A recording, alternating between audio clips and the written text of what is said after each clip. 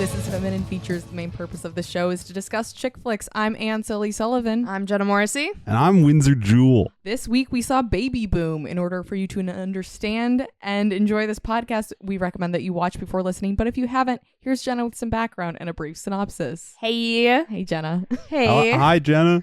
How you doing? Yeah, I'm good. Yeah. How are you doing? I'm also good. good. Are you sure? Yes. Okay, good. All right. So this is Baby Boom. This is a 1987 United Artists film directed by Charles Shire, and it's written by Nancy Meyers. Yeah! And Charles Shire. Big Nancy Meyers fans. Yes. Big Nancy Meyer fan, and I assume fans. Yes. Yeah. But I go to course. bat for her, and this is one of her most famous screenplays. Mm-hmm. So this movie stars Diane Keaton as J.C. Wyatt. Then we have Sam Shepard as Yeah. Dr. Jeff Cooper. Humana. Harold Ramis as Stephen Buckner, I believe is his last name. Sam Wanamaker as Fritz. Not bad. James Spader as Ken. I was barking at this fucking He looked movie. good in this movie. I was loving this movie. I was like, I yeah. hope the boys kiss later. James Spader and Harold Ramis. I'm like, they don't have a scene together. Huh. Unfortunate. And then we have Christina and Michelle Kennedy as Elizabeth Alice Wyatt in their only role ever. They're the baby. Yes, correct. We got a, Mary-Kate Ashley situation. Well, the very baby. smart. Yes. You get more time to work during the day. Of course. And that's what it's all about. Keep those kids on set. Keep 'em working. That's what I always say. Hey, make it cool. Give every kid a job. Give every kid a job. You know what? In a factory or something. I think these kids got to start pulling themselves up by their bootstraps Mhm. and get into work. I think child acting is great.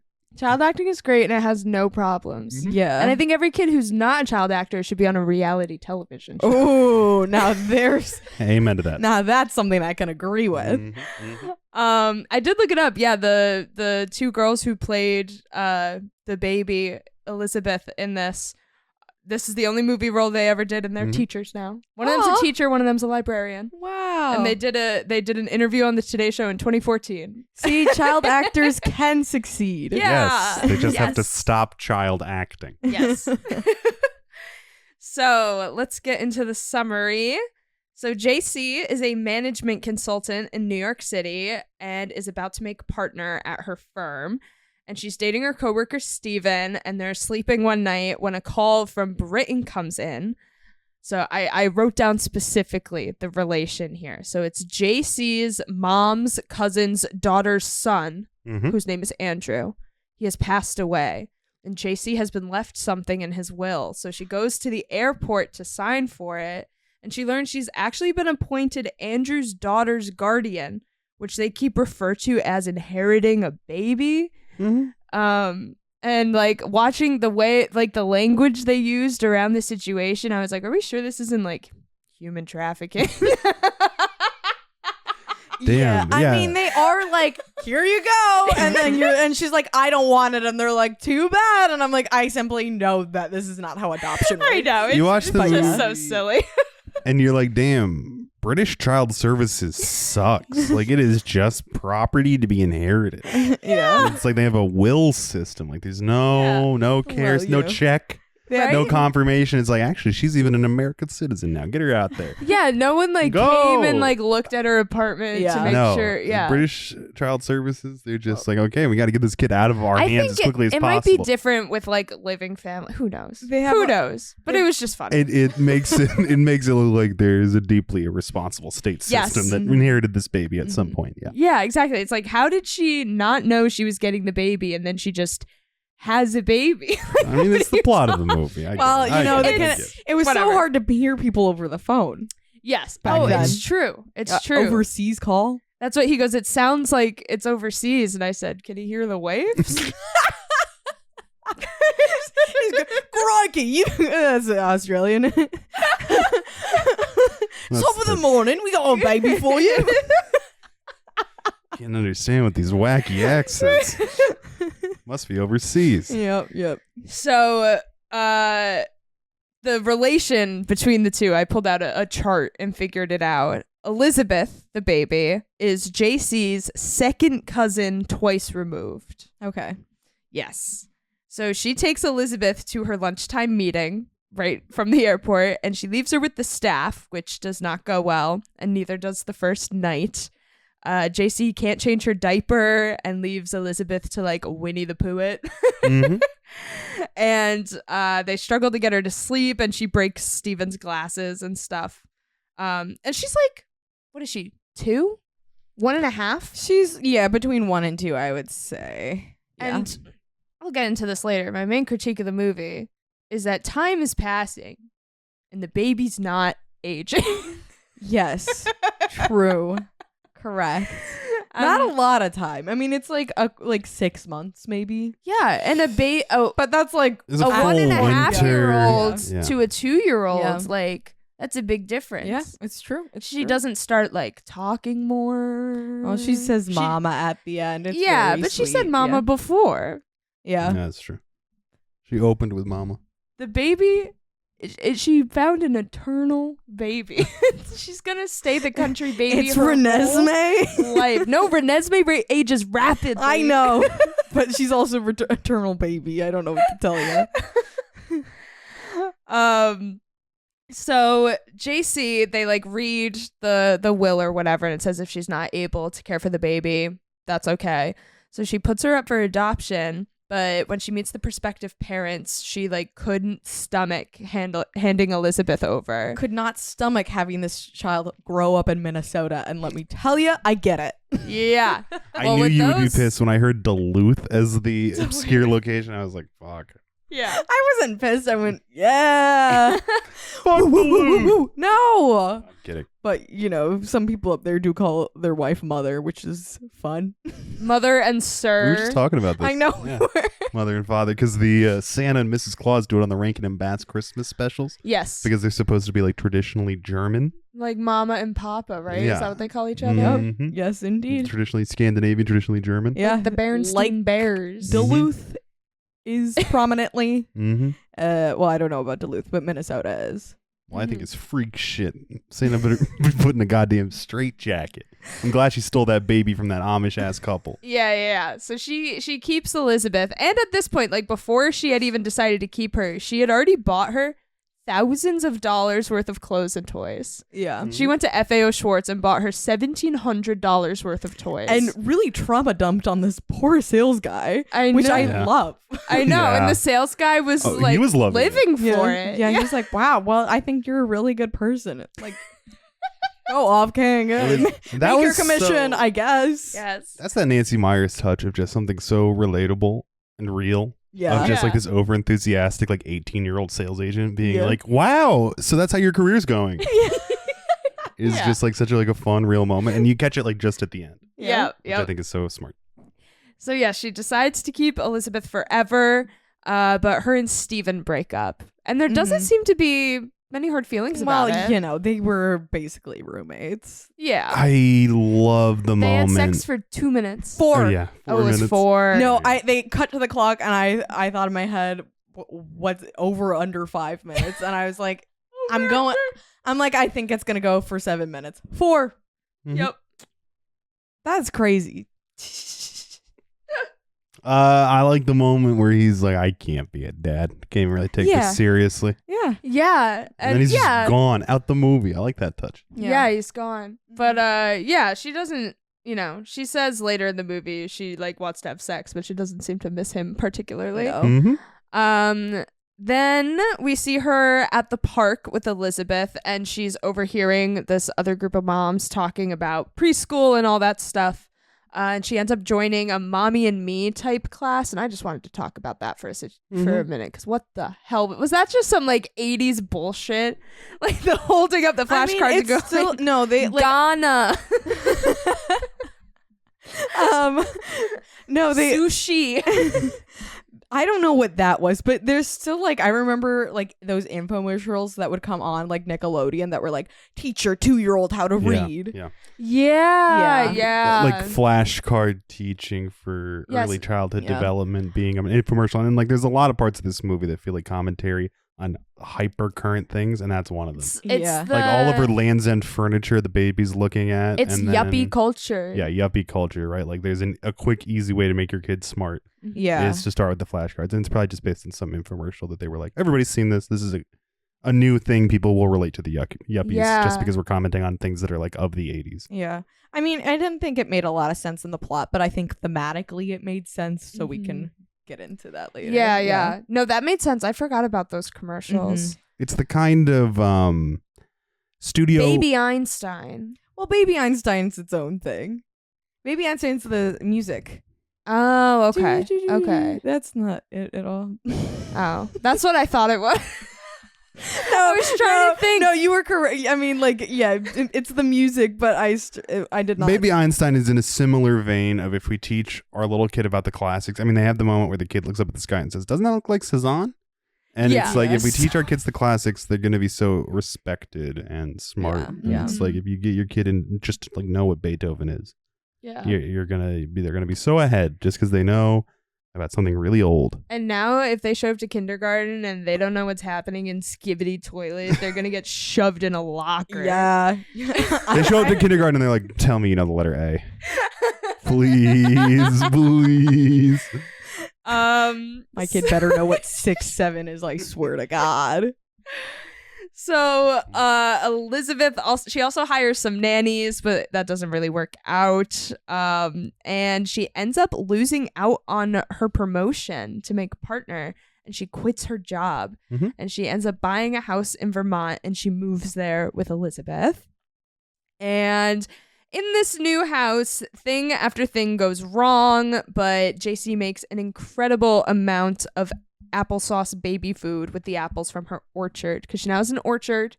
She has a barn with like animals. She's like milking the cows and stuff. Yeah, she's like, "I'm gonna take a load off and become a one-person factory farm." Yeah. Yeah. She's living this. It's Stardew Valley Mhm. Yeah, by yourself, right? by herself. Yeah, who's taking care of 6 cows alone, never having done it before? Very Stardew Valley. It is. But when her well dries up, she freaks out and passes out. And the plumber takes her to the local vet for a checkup, and she's like humiliated that he's a vet. Well, she tells him about her sex life. Yeah. And is like, "Yeah, I just need sex, and I'm comfortable talking about it with a medical professional." And then she finds out he's a vet. Yeah. And she's like, yeah, What the fuck? petrified. So she can't sell the house because it was on the market for 5 years. So she doesn't think she'll be able to sell it really.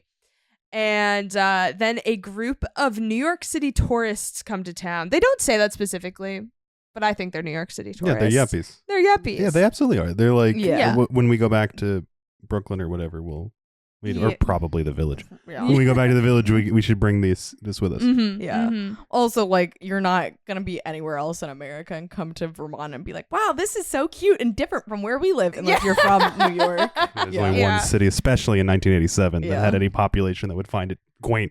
Yeah. One of these tourists being Mr. Big. Was it really? Yes. Chris Noth, yeah. Yeah. Oh my God, I Boom. completely missed that. Yeah. Wow, shared universe. Right? Oh, I mean, it could be. I No, have he my looked- own shared universe theory on this, but we'll talk about that in a interesting. second. He was wearing like these big red glasses. I was like, oh, what Mr. Big and his first wife Mm-hmm. in Yeah. Vermont. He said nothing, thought nothing. Yep. But they fawn over the applesauce baby food, and that gives JC the idea to really turn this into a business. Mhm. And it, through montage, it blows up. And at a local town function, JC and Jeff, the veterinarian, dance together, and their romance begins. Mm. Yeah, he's a hot veterinarian. Yes. Also, which is a part of the sex life embarrassment thing. Mm-hmm. Because there's a nuanced but big difference between a hot doctor and a hot veterinarian. Sure. Yeah. And I got one sentence left for the summary. It's just JC's old job offers to buy Country Baby, which is her business, and she turns down the offer knowing she has come to love her new life in Vermont. Oh, very good. Mm-hmm. So I think this is about the disillusion with corporate America. However, I had a hard time not imposing my own philosophy onto this movie, so this might just be my own feelings. But I mean, it's definitely there. So they start with talking about how like 53% of the American workforce is female. Cool, awesome. And then I loved the montage of the businesswoman walking around New York City. It was just great. There, and then the narration over that says, as little girls, they were told to grow up and marry doctors and lawyers. Instead, they became doctors and lawyers. Girl boss. Girl boss. So it starts off being like very like rah like women in the workforce, which certainly something to be celebrated. And especially in 1987. Yeah, I think this movie does a really great job of like walking that fine line between women in the workforce, but also like work is terrible. Work, like devoting yourself to work cannot be all there is. But she also like loves her work. Yeah, and she does. Finds a new outlet to do work all of the time. Yeah. You know, that's just like adapted to the life she is now living. Yeah, totally. But she's like still a CEO of a major company, you know? Yeah. Well, I don't know what she is exactly, but yes. I think she's CEO. I think they say that. At the beginning, in her first job? No, she's yeah, CEO yeah. of Country. Yeah, no, Country she's Baby. CEO. Yeah, she is. She's everything. She's head chef. Yeah. And like, you know, she never loses throughout the movie, never loses that like important ideal of like women can be anything, women can work. It's an important part of the workforce. She's when they're in Vermont, she's telling that bedtime story to Elizabeth, and she says, I'm gonna be a very important doctor one day, like all women can be. And you're like, okay, yeah, she hasn't lost. Yeah, she hasn't like done this complete 180 and like making, you know, she hasn't swapped work for motherhood. She just adapted. Yeah, critical to the movie that it is outside forces having this baby become a problem as opposed to her. Yes. And it's 100%. not even affecting the quality of her work, just how her boss perceives her and her effectiveness. Yes, totally. Yeah, when she's first offered to become partner, he says, do you understand the sacrifices you're going to have to make? And I thought that was a really good conversation because, you know, it could have gone, he really could have talked down to her. But he's just like, listen, if this is what you want, great. But like, the world is not set up in order for you to have everything. Like, I have a wife. She raises the kids. I don't do that. He said, I don't know how many grandchildren I have. Yeah, he did say that. And Windsor was talking about how they won. Those guys won, you know? Oh. Yeah, the fucking business freaks who work 24 hours a day now rule the world. Yeah. Yeah. I mean, this is just all my anxiety wrapped up into a fucking concept for a movie where, like, she moves out to the country to a house and then it's, like, also work. I'm like, well, yeah. And then she has to start, like, a massive company. I'm like, but that was fun for you? Like, it just doesn't make sense to me what the line between too much and much is. And it's very type A neurotic in the kind of way that Nancy Meyers is so perfect at encapsulating. Yeah. And so you understand, and what's beautiful about it, I think, for connecting the source of the movie is that you understand how this character then continues to adapt. Like, she has a problem at the beginning. She loves her job. Like, that is a conflict that we as the viewer understand, even though it is within her goal to continue to be good at that job. And I think that's a very tight rope for a screenplay to walk, and I think it's very effective. It uses the fact that nobody works 24 hours a day very effectively. Yeah, well, at one point he's like, how many hours a week are you working? She goes, no, I don't know, 80. And he goes, yeah, it's going to go up. How? Yeah, How? right? Up to what? Yeah. But yeah, there's a lot of talk in this movie about like the rat race. And I think like even reflected through like the baby classes. When she's at the park, the moms say the other babies are way ahead of her. And it's like, why are we like so worried about whether or not our infant is falling behind? Like, you know, eventually it's like you just have to like realize that well, he at the end he says, or not at the end, in the middle he's like, when he like fires her more or less, or like is like demoting her, and she's like, Yeah. you're not fucking doing that to me. He says, you've been on the fast track a long time, kiddo. It's okay to slow down. Nobody's keeping score. He is. It's true. But like, I mean, I think that's like a really fair thing to say. Like, you know, work is, in my opinion, about affording the life you want. Mhm. You know, work should not be like, and you can have goals for yourself. If you enjoy work, you can set goals for yourself.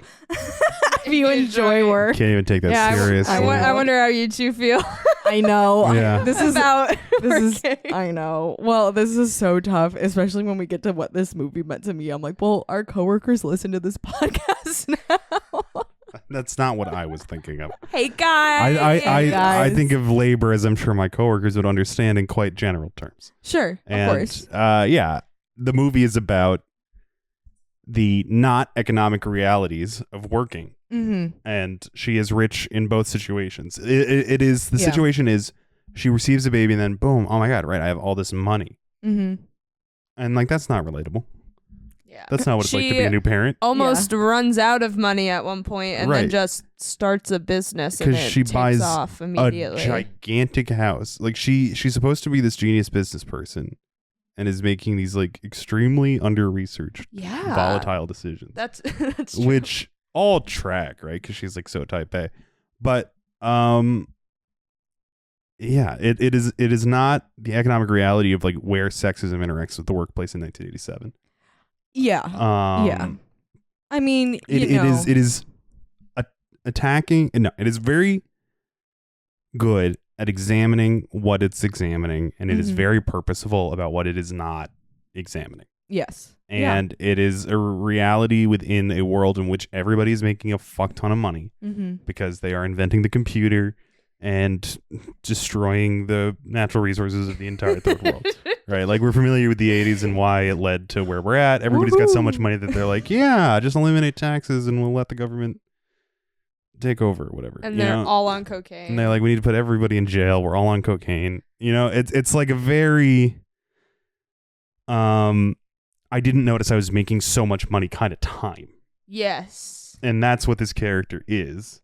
Yeah. And Which is just like, can you imagine? it is I know. so dark and horrible. And like, this is the exact same people the Wolf of Wall Street is about, you know, like, and it's an entire system that doesn't exist anymore. Like, anybody in these positions are like millionaires, like looking to destroy the planet Earth or whatever. You know, like, we are just so far from this being a person we even know. Yeah. I think it's a person I could have nannied for. Exactly. Well, yeah. Exactly. And we're Yeah. not exactly fucking slouches. So no, I'm very good at my job as a nanny.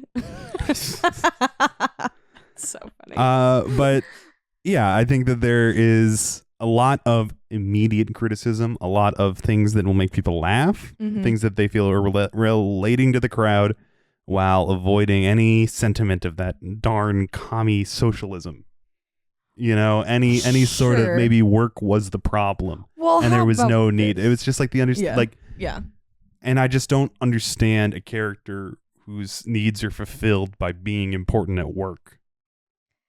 Yes. You know, I like living my life. Mm-hmm. You know, I don't need to prove anything to nobody. And this movie is about her proving stuff and not being able to compete at the same level of psychopathy as a man because sexism got in her way. Yes. You know? Yeah, I mean, I think you're right. I absolutely cannot understand this character, which is why I was like, yeah, I'm just kind of putting my own thoughts on this. Yeah. Well, to me, she's the character from something's got to give, but they need to mold her and morph her in ways to fit this 80s yuppie narrative. And if we just shot Charles Shire in the head and let Nancy Meyers take over, I think it would all be a lot more concise. Whoa, he can just retire. Well, sure. That's what you said. Or he could have announced whatever led to the divorce ahead of time. Sure. I think this is the movie they get divorced on. Oh, really? That she comes in and is like, "Don't you fucking talk to me. We're done." Yeah. on Is it set this in one? front of her. Yeah, they're like fighting in front of people on set. Damn. Yikes.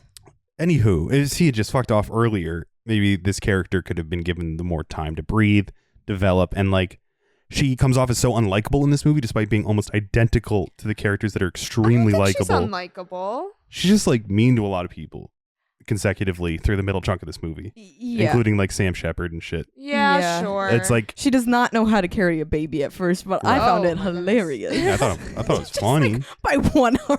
It's like It's how she treats the people in Vermont that makes her unlikable. As Mm. opposed, she's like, oh, these fucking yokels. Like, Yeah. even though Yeah. she's criticizing these other people for it, she has no internalized. Yeah, because the movie's trying to both laugh at her Mhm. and have her be the main character. And I think Nancy Meyers just does it a lot better when she's given full, complete, totalitarian control as she demands on the movies she directs. Mhm. Yeah.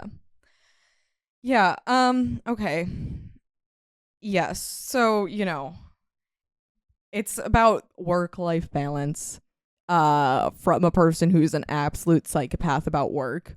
But, I think it's still relevant. I think you can scale it down to make it relatable for the like regular person. I think it's fascinating, and I think it's getting at stuff that's not about that work environment. I think what I'm saying is like it's not attacking the economic system. Yeah. It's more kind of But- following this character. Yeah, I mean it's it's not as like biting as it could be, but she does say I don't want to make those sacrifices, and the bottom line is nobody should have to. So it does Mhm. like come to a kind of communist theme. If you think the 40-hour work week is communist, fuck off. Totally. No, I agree. And like, I think you should not have a job in which you are irreplaceable. Yeah. You're there to do work. If like, Mhm. there should be someone who can do your job when you're sick. But there's Mhm. so many jobs that aren't like that. You I know. I know. And our economic system of efficiency has been trying, as these various yuppie types, baby boomers that got to stay in control, have just been trying to efficientize our jobs until we're all working 70 hours a week for the last 50 years. Yeah. Yeah, it's bad. Everyone should be able to bring their kid to work, I think. Mm-hmm. Yep. Well, no, actually, I don't believe that. 'Cause Yeah, some I people was have some people have dangerous jobs. Don't bring your kid, but your kid should be okay while Yeah, you're I at should work. not have my kid at my job. I like drive lifts and stuff. Okay. Your current child. I sit at a desk, and sometimes I am in danger, but rarely. Mm-hmm. That's true. I certainly wouldn't. Okay, I don't want to talk about our job. I hate our job, and that I'm okay with being released. Our coworkers know I hate my job. Yeah. Well. Me too. That's why I said it. Hi, coworkers. Hi, coworkers. I'm Jenna. Okay, so what I think most of the time I put in bold, most of my notes are in bold. But I would think what this movie is getting at is that women have adapted to the workplace, but the workplace has not adapted to women. Balance between career and personal life should be improved for everyone. And then I think they're also like work fulfillment and control are important for women to have and to celebrate that women have that. Like, yeah, I think this movie is about balance between personal life and work, and they have a really hard time like not being too critical of like this like huge step that women's rights has taken forward. Of course. I just think it But is work is bad. work is bad, and I think it is a movie about work-life balance written by somebody who has no concept of a work-life balance. Sure. As we tell in her various movies about having adult children you feel distant from. Yeah. Yeah. I mean, I think that's totally fair. And I think she gives it a good shot. I mean, top-notch screenwriter, she's like, this is what it would be like to relax and go out to the country. yeah. And it's like, Nancy, never change, I would go and I would start a business. I would start this gigantic factory Revolutionize farm. the whole town. I would get jobs for everybody in the town, fuck the hot veterinarian, and raise my kid perfectly Yeah. by myself. I'm like, you know what? Yeah, My baby that never ages. I bet you fucking would, Nancy. do That's exactly think- how it would go for you. Oh no, I was gonna say I do think a year passes because she said something in Vermont about not having sex for a year, but she didn't. It was veterinarian who said something about a year, and she was like, "Where'd you hear a year?" Yeah, she's like, it hasn't been a year. It's so good. The dialogue in this movie is so I good. had sex for 4 minutes 7 months ago. Thank you. I'm very doing much. just fine. When she's like, I was never really into sex, I went, okay, sexual, go off. Yeah, right. Demisexual, sorry. Now I miss it. Sorry. You know, it's a scale. It's a spectrum. Scale. Hey, coworkers, it's a spectrum. Okay. Do you have anything else on themes? Anything else? Okay, cool. I just want to call out that extremely racist joke that really caught me by surprise. God, me too. There is a Muslim woman who I believe interviews it's an actor in brownface. Am I crazy? Just a hijab. I don't know. Doesn't matter. Most of her face was covered. Yeah, I was kind of too shocked at what was going on to pick up. I could have made it more When it racist came in up, my I was head. like- It was I pretty was like- frickin' racist. Yeah, but you know, just like talking about how like she's gonna raise the kid to be obedient to her husband and like a bunch of other just like Yeah. incredibly large misunderstandings of what the Muslim religion is about. So that was not fun, Yep. and it was so unnecessary to the plot. Mm-hmm. Yeah. Anyway, let's talk about what this movie meant to me. It was shot very close to where I work. Me and Windsor work. Oh, it was insane, which has not changed whatsoever. I'm like, oh, that's outside of my office. Yeah. I mean, like when she like sits down like outside of Rockefeller Center, I was like, Me. That's literally me. me when I have a breakdown at work, I go right there. That's crazy And that it we have the looks same. like that, and probably it's the same fucking people walking around. Yeah, it is. I went to Vermont recently too. Looks gorgeous. That's what I was going to talk about. The whole state's adorable, is what I would say. It snowed the entire time we were there. Like from the second we drove across the state line until we got back to New York Until we City. drove it back was across the snowing. state line. Yeah. 3 days. Yeah. Yeah, and I want kids, so seeing a cute little kid in this movie was very good. But yeah, mostly just strengthened my philosophy on work about, it can't be the only thing in your life, and the people who make work their entire personality, I think, are cuckoo crazy. And that's what I'm gonna say on that. I'll go. I was also going to talk about Vermont. Yeah. Some of our friends went up a couple weeks ago, months ago. That's About a month. Yeah. I made a great time, and the scene with the yuppies going into the store reminded me of when we went to the antique store, and I freaked out about the shelf. Okay, we go up in a packed car. Everyone has like a couple suitcases. Every seat is full, and we have a dog with us. We're like barely able to like sit in this car to get up, and then Jenna goes. It's like the second we walk into the store, it's sitting right there. We go into this thrift store, and Jenna sees a very cute little shelf. I get it, but she buys it, and she goes, Tim said I could. Tim's our friend who is dating our lovely host Sydney, friend of the pod. And I'm like, what jurisdiction does Tim have on whether or not this can fit in the car? I was standing next to him when I saw it, and I said, do you think we could make this work? And he was like, oh, we absolutely can. And then so that was my defense if anyone was going to give me shit about buying. And you said it was a little shelf. It's not that little. It's like 14 inches wide, and it's a circle. Yeah. It ended up being fine. Yeah, it was actually perfectly fine. But I was so excited about that goddamn shelf. I know. And like you were right to get it. I just think your defense of Tim said, who the fuck is Tim? Love you, Tim, but you're not my dad. And you're not Jenna's dad.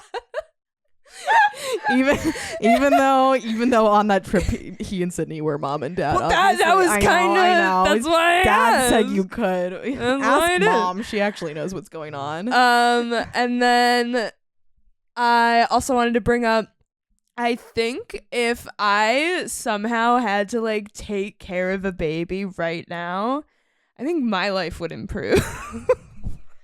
You know what thought I actually had? Wait, I'm gonna put this on the podcast, although I probably shouldn't. Okay, So I was thinking, maybe we cut it out. okay, Say it. cut. Okay, say it. I was thinking, what if I had gotten pregnant in high school and then I gave up the kid to a very nice family, and then I could, at this point in my life, been like, okay, I had a pregnancy, so I don't have to worry about that anymore. And then take the kid back. I wouldn't take the kid back. You can't do that.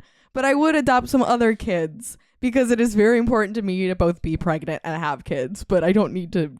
Doesn't have to be an if then. And yeah, it doesn't have to be an if then. So I want to be pregnant and I want to have kids. There doesn't have to be correlation. It doesn't have to be correlation. Anyway, I was just like, damn, I really should have gotten pregnant in high school. What was I doing? I wasn't working. It would have been so easy. What is wrong? Anyway, cut that. Don't. No, I'm not fine cutting that. Jeez, I'm not even scandalized. That's so funny. Yeah, so anyway, my do you think God. you should have a baby right now? Yeah, and the pregnancy's scary. So if someone wants to just like drop off their 2-year-old Now at that any we should point, cut. I am ready to be a father. Is all I'm saying. All right, well, I know where I'm leaving any unwanted If children. you see anybody on the street, Jenna and I are looking to spice things up yep, in the apartment. It's been real lonely without Ben here, so we're thinking about introducing. We're a baby. replacing Ben with a baby. We're replacing Ben with a child. We need another part of this dynamic. It's just not working. Well, a kid will smoke less weed, I think. Hey, one can only hope. Our Budget-wise. lives, our With lives Jenna and I as would parents. drastically change. I hope so. I hope that kid does. Oh my God! Imagine child-proofing this place. Look around. What are you talking? This death trap? It's not even Windsor-proof. I'm not cutting my- There's a heavy rock sitting right there. I get hurt here all the time. I'm knocking shelves down left and right. I feel like Frankenstein in this fucking place. I'm like, we have to have 8 shelves all covered in heavy rocks. You found a chunk of broken glass on the floor before we started recording. So true. I do like the scene in the movie where the baby, and I mentioned it earlier, is just looking at all the Land's End furniture. And it's such, like, I mean, for all of the modernist stuff in this movie that's like a little too current, a little too, can you believe these workers these days? The Land's, maybe looking at all the Land's End stuff and being like, obviously this place isn't baby proof. It's such a visual and quick Yeah. language that is so 1987 and yet timeless. Yes. Which I really appreciated. Mm-hmm. And then also the just workplace changing, sexism material, you know, her having brought James Spader into the company, then him getting promoted above her, despite at least a 15-year age gap. Yeah. You know, like that kind of stuff is eternal. So, I mean, there are benefits to there having been hypercurrent with the screenplay. Yeah. Yeah, totally. But yeah, I love babies. I think they're so cute. And that was definitely my favorite part of this movie was every time the baby was on screen and she was like giggling or something, I'd be like, yeah, woo, so cute. Was a cute baby. Yeah, adorable. So that's what this movie meant to me. Yeah. Hell yeah. This movie meant that Nancy Meyers is the fucking GOAT. You know, you love any little chunk of her dialogue is more valuable to 9 out of 10 movies you'll ever see in their entirety. You know, she's just got the sauce. And Diane Keaton is her muse. Again, I just kind of want to go into the movie, shake it, and be like, do something's gotta give. You know, like I just like.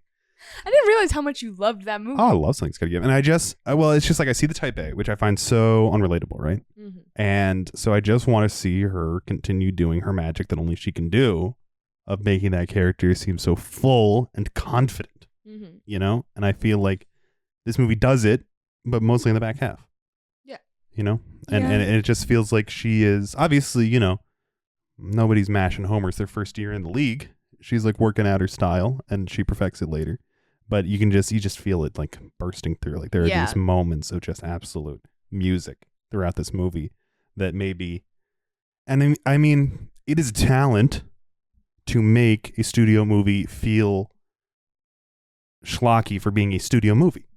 That's what all movies are, especially in 1987. You're trying to make a broad comedy. This is the most realistic a comedy could get in 1987. Yeah. So it seems that almost she needs to break the genre chains in order to make the movie really flow, which like just shows that she has so much talent, you know, because that is such a unique position to be in.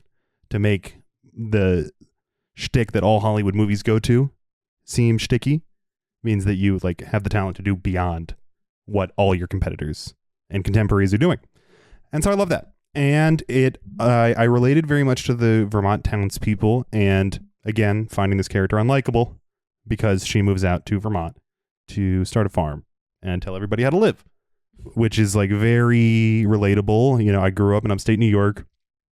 My father grew up in poverty in a town called Sharon Springs, which had been a larger community, as much of the surrounding Albany rural communities were, that then just kind of got devastated through the Rust Belt, you know, as much of America did. And because it's so close, you know, the Hudson Valley, you went to New Paltz, you're very familiar with this phenomenon. Like two rich guys who we love and won the Amazing Race moved up to Sharon Springs. These gay guys. Who we love. Anyway, Beekman Farms. And my mom and I went and met them a couple times. And, you know, my dad knows their like ranch hand from elementary school. The guy that actually like raises their goats and stuff. Yeah. Beekman 1802. Yep. Yeah. And I just remember the town entirely changing, and it's something that's happened in a few places, but like they were very big on sustainability, being these like New York guys that made a ton of money moving up, like not just churning it into a factory farm and like actually supporting the community that was already there, because this is a phenomenon that occurs and people are like really concerned that they will just be priced out of their towns. And so I saw her as very demeaning and talking down, and like this town was very real and current to me. And I know many communities that never got sort of redone. And so every time she was like giving shit or laughing at her, the yuppies came by. You know, you guys are like, we're the yuppies out in Vermont. Like all I could think about was just like how much power and authority just money gives you. Yeah. Especially in these communities. Yeah.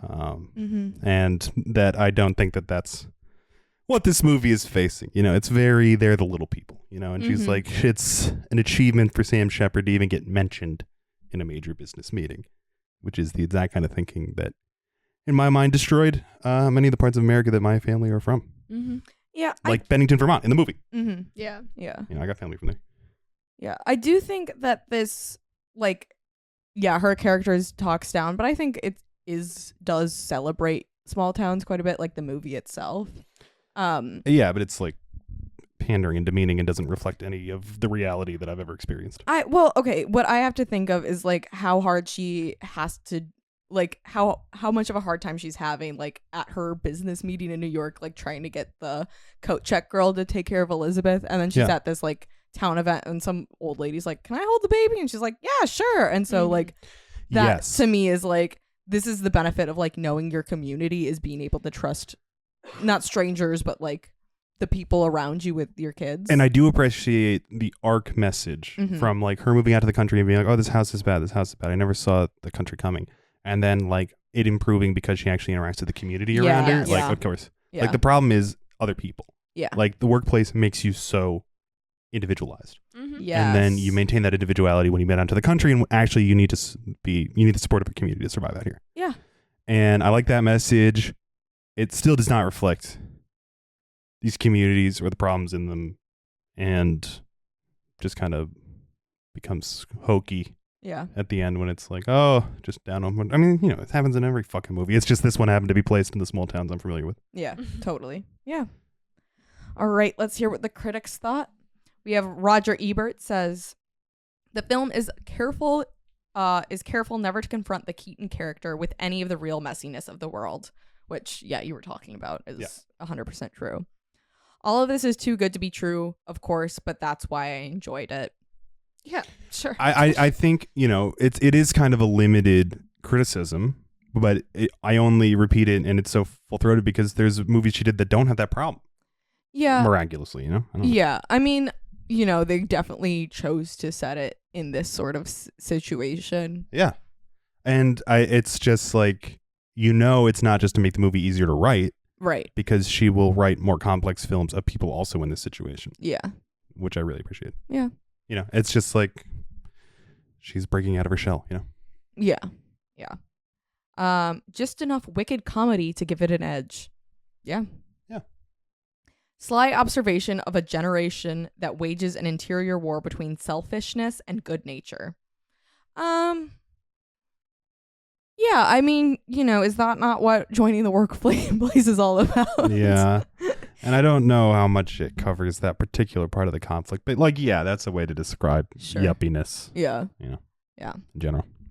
The flaw in Baby Boom is that the Keaton character ends up not having sacrificed a single thing by leaving the business world to become a mom. It's not true. She lost all of her money on the house. Her hopes and dreams, which seemed to be the only thing she cared about. So when she woke up, she was like, "Oh, I have a ton of money." She was offered them at the end. Oh, her hopes and dreams? They were like, "We're gonna buy. You're gonna be CEO. You're gonna have an apartment in New York. You're gonna make $1 million a year, and of course, you get to be in charge and make all the decisions of your company." But she was like, "I don't think she needs to sacrifice anything. I actually don't agree. It's a problem." Because I feel like they still do the full arc. I think it's just the financial realities of her world. Yeah, that it does not reflect. Yeah, that if that's your problem with the movie, I agree. Yeah, it's a compliment to the screenplay that it gets a full conflict, a full arc, without needing to get into her sacrificing anything. I think it's impressive and unique. Yeah. Yeah, I mean, the thing is becoming a mom or being a career woman is it's less thinking about things as sacrifices and more as choices. Yeah. She takes responsibility, as with these type A characters that Nancy Meyers develops. Well, I mean, when she got the kid, I'm like, send it to boarding school. You're if you don't want the kid, you don't have to have you can get a full-time nanny. She can certainly afford that. Much of her conflict is derived from the fact that she doesn't trust nannies. Yeah. And in my mind that, she is taking that responsibility purposefully. It is a choice. Yeah. But it's a choice that we know why she's making it. And that she has flaws in relations that don't necessarily, her character does not need to be marred by sacrifices because her character is marred simply by her character. Sure. She is racist and can't trust the nanny and all this shit. And it's there is complexity built not just from how we relate to her and what we've given up, but in us actually examining her as a fuller character. Yeah. Yeah, I mean, I think what I said, I think it's less thinking about things as sacrifices and more as choices. Exactly. Yeah. It's her making the choice, taking that responsibility. Yeah. All right, now we have the Chicago Tribune, Gene Siskel. Ooh. Because Robert and Siskel, Yeah, Gene Siskel. Yeah. Roger, I meant not Robert. Yeah. Didn't even notice. Yeah. Anyway. What do you say? I feel like we don't get him a lot. I He's know. usually very pessimistic. He says, one of the most genial films of the year. Genial? Genial. Like genius? No, good, fun. Gentle, delightful, likable, Yeah. affable. Keaton is absolutely credible and quite funny as a no-nonsense executive, and Sam Shepard turns in an easygoing performance. Yeah, he's hot. Yeah. He's hot. He's like, I don't know. Yeah. Baby Boom has some big laughs, some obvious moves, a couple of surprises, too much music on its soundtrack, and an old-fashioned, life-affirming storyline. It's a good time movie. There was a lot of music and a lot of montages. That's true. If I was going to make an earnest critique about this movie that does not show that Nancy Meyers is growing, it's the montages. It feels like they shot a 4-hour movie and they're like, oh, we got to hurry this up. Yeah. They one of the montages at one point, it's when her business is doing well because you see all the packages flowing and money falling. Straight up looks like YouTube B-roll. Yeah, yes. Yeah, that was an interesting that was so choice. funny. But that's not really that's more of a director's choice, isn't it? Well, you can imagine Nancy Meyers coming in screaming during the scene where she's shooting the baby food commercial. Yeah, she's like, this doesn't even make sense. Plot-wise, why is she out here back in New York? Just scream at the top of lungs. I was like, I'm directing montages. That's what I love to do. That's what I love to do. And if you don't like me directing montages, let's get divorced right now. And she's like, finally. That was the final straw. All right, that's all I have for the critics. Let's talk about the impact on the genre. Do we consider it a chick flick? I would say so. Oh yeah. Yeah. Yes. I mean, it's a commentary on the career woman. this movie, Not many other women in the movie besides Diane nurse? Keaton and the babies. the nurse / mayor, The nurse / mayor and the nannies. and the nannies. Yeah. I mean, there's just not like a lot of people in this movie. Yeah. Honestly, it's I kind only of named a couple people. Yeah. But yeah, it's when the career woman is like still a new and exciting topic. This movie came out in 1987. And in 1978 is when more than 50% of the women are in the workforce. And it increases until 1999, wherein it gets to 60%, and then it goes down a little bit, and then it doesn't go down that much after 2001. But there was a big drop after 2008, let me tell ya. Yeah. But like, I think women in the workforce like start to become an exciting topic like during the 70s and 80s, and like there's all this commentary about it. This movie's an example. And then like sort of in the 2000s we get those like career rom-coms where it's like, okay, A plot romance, B plot career. Yeah. Like we have How to Lose a Guy in 10 Days, Right. I Legally mean, Blonde. Go ahead. No, just like continuing from that. Yeah. Not only is this plot something people do in real life, Yeah. this is the plot of every single Hallmark movie. This is the stereotypical Yeah. Hallmark movie. Right, yeah. Is just baby porn. Damn. Yeah. Without Yeah. the baby even. Like You're Yeah. so right. Yeah.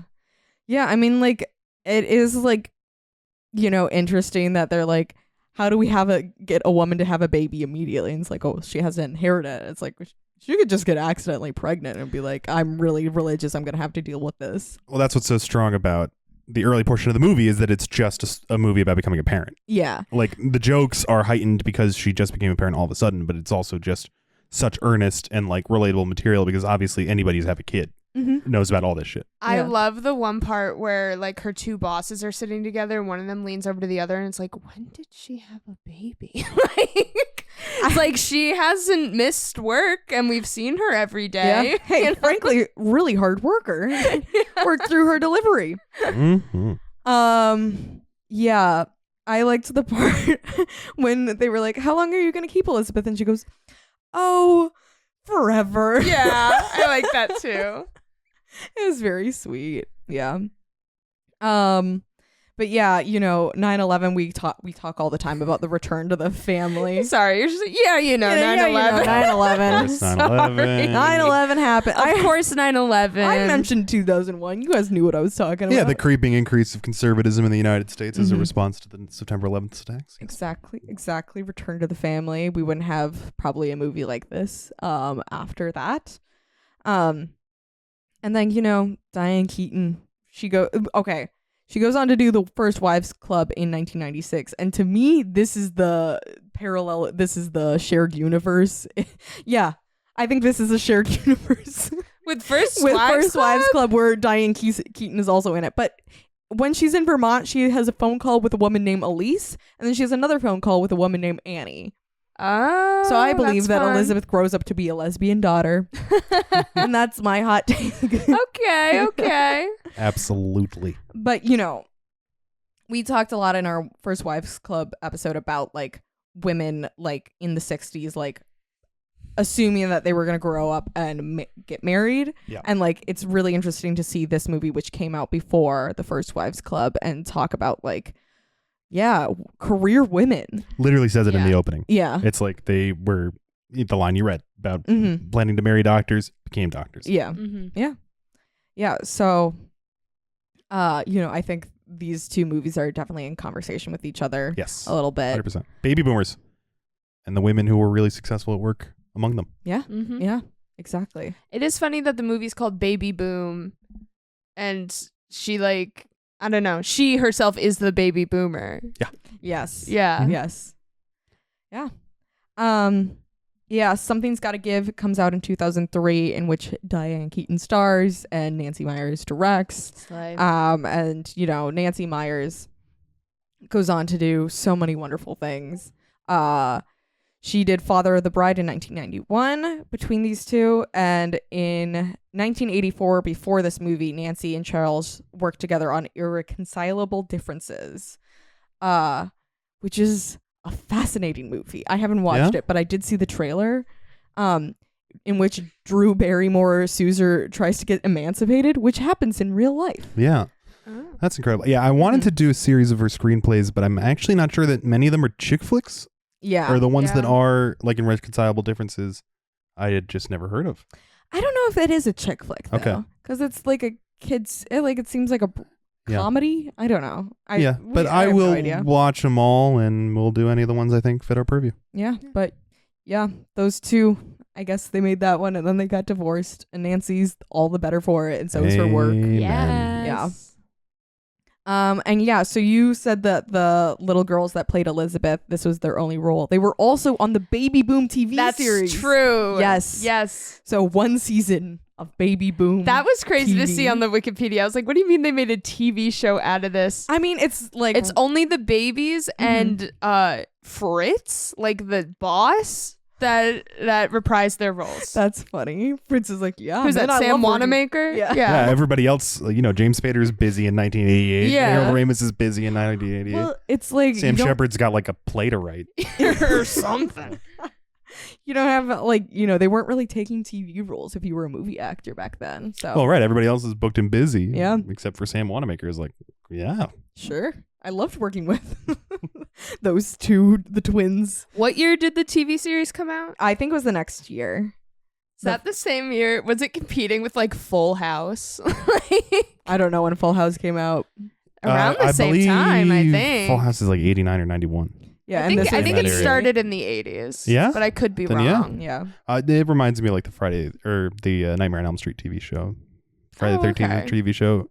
Just I like didn't know that that kind of happens. like, we take a movie, we see if we can get a few more bucks out of it. Yeah. They did it with Clueless. I mean, this is definitely like baby in the workplace. She's a CEO. Whoa. Like, I get where the comedy comes It's It's from. all like how like- they made Boss Baby and then made the Boss Baby TV Oh, you get the show. concept. Yeah, I you get the understand. concept. Or like Alice doesn't live here anymore in the show Alice in the 70s, which is probably what they were trying to get. Uh-huh. It's like when they made the zombies movies and then they made the zombies The animated series. zombie series that takes place between two scenes in Zombies 3. But why would that we I? watched. You guys watched it? I love There's it. Milo's not even in it. I'm an expert No, in I'm animated pretty sure he TV. I does the love animated voice. TV. He's not in it. You can't look I at his know. cute little face. I know, and that's what it's all about. I know. Amen. All right. Well, on that note, do you guys have anything else to Shout say? out Milo Manheim. Shout out to Milo Manheim, Love you. Yeah. our coworkers. and our And coworkers. shout out your coworkers. Yeah. Well, thank you everyone for watching. Thank you for listening. Thank you to Atlas Renee for art, Shishkin Productions, Brianna Harley for music. Next week we'll be watching Romy and Michelle. Romy and Michelle's high school reunion. High school's Yeah. that one. We're on social media. We have TikTok, Instagram, Twitter, Threads, and Letterboxd at FemFeaturesPod.